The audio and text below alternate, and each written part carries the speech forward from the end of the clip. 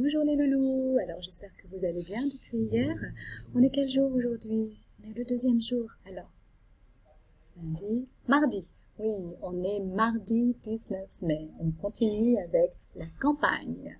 Alors là, on va lire un petit texte ensemble sur le vocabulaire de la ferme, d'accord? Et je vais vous expliquer le texte, et ensuite je vais vous poser des questions, vous allez devoir répondre. Ok les loulous?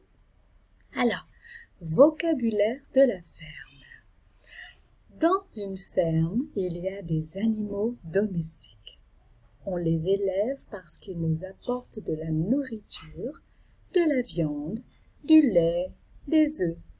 Les personnes qui s'occupent d'une ferme s'appellent le fermier et la fermière, ou encore les agriculteurs.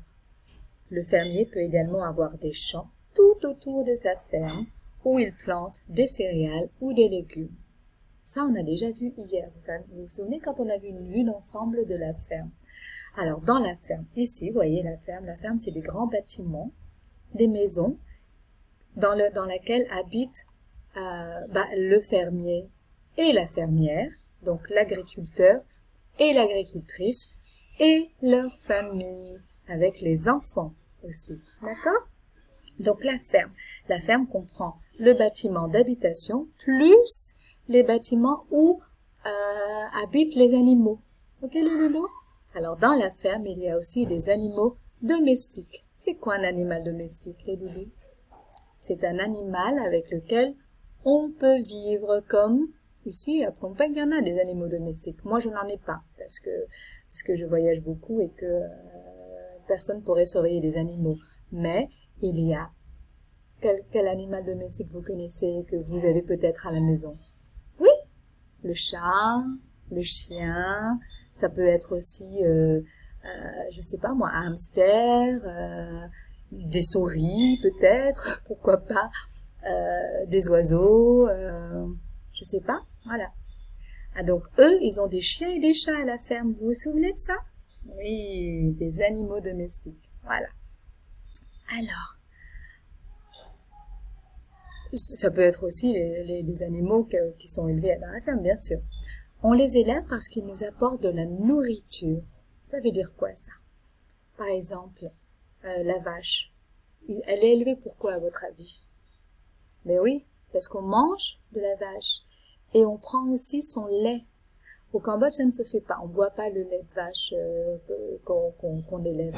Mais en France ou en Europe, on traite la vache. Ça veut dire qu'on appuie sur ses mamelles pour tirer du lait et pour vendre, pour produire du lait et des fromages et des yaourts, d'accord? Regardez, de la viande, du lait et des œufs. Alors les œufs sont obtenus à partir de quel animal les loulous?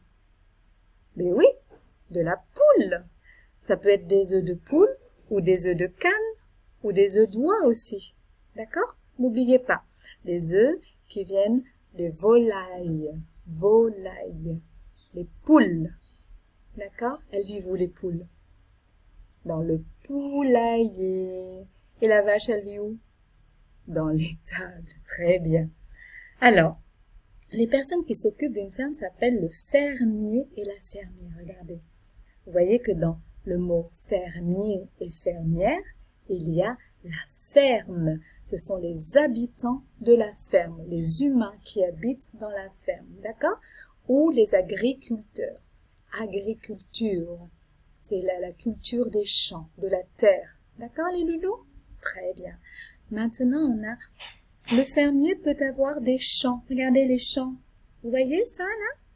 Ça, c'est un champ qui a été labouré, mais il n'y a pas encore de culture. Ça veut dire que la terre n'a pas encore reçu la graine pour faire des cultures.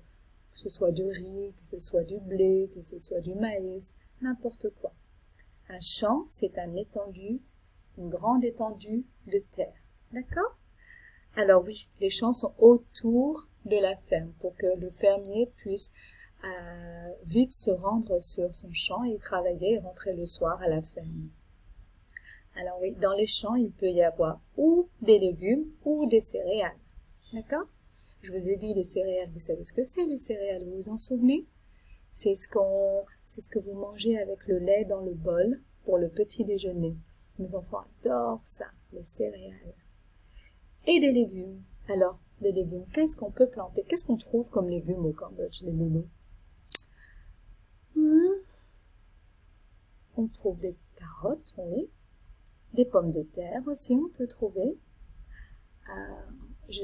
On a vu aussi des artichauts, de la salade, des choux, des asperges. J'ai acheté des asperges d'ici. Donc, qu'est-ce qu'il y a encore? Plein d'herbes comme de la ciboulette, des oignons, de l'ail, des betteraves. Il y a aussi des navets, plein de légumes, vous les connaissez. Et l'agriculteur peut avoir aussi des arbres fruitiers sur ses champs. D'accord? Regardez, il peut y en avoir.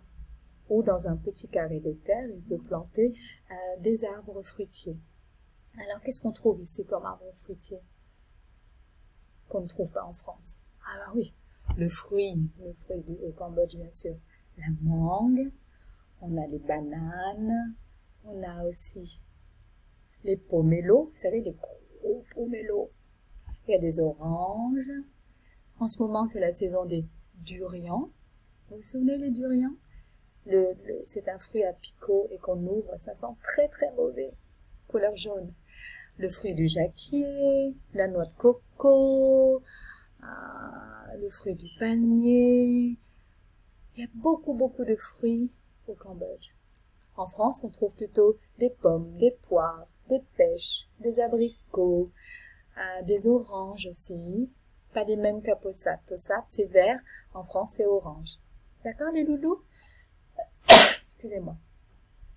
Alors, on a fait le tour du vocabulaire très important pour la ferme.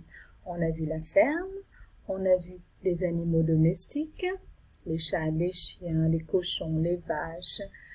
On a vu que les animaux domestiques apportaient de la viande, du lait et des œufs.